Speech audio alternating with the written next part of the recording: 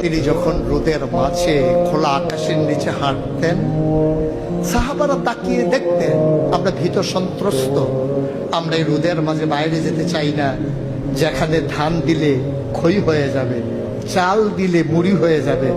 প্রচন্ড গরমের মাঝে তিনি হাঁটেন কেমনে?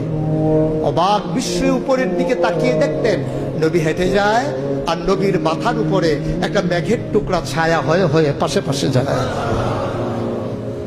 এবড়ো থেবড়ো পাথরগুলোর উপর দিয়ে আমার নবী যখন হাঁটতেন, পাথরের কোনা বের হওয়া পাথরে সবাই হাঁটতে ভয় পেতেন, অথচ নবী সেই এবড়ো থেবড়ো পাথরের উপর দিয়ে হেঁটে যেতেন। তারা চিন্তা করতেন নবীর কদমের নিচে এই শক্ত পাথর পড়লে উনি কি ব্যথা পান না?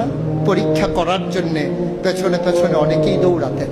দৌড়ে দৌড়ে নবীর কদম মুবারকের নিচে যে পাথর পড়ে গিয়েছিল ওরা হাতে তুলে দেখতেন নবীর কদমের সম্মানে শক্ত পাথর তুলার মতো নরম হয়ে গেছে। এ নবী আমার নবী, এ নবী আপনার নবী, এ নবী আমাদের নবী। আমরা প্রাউড ফিল করি।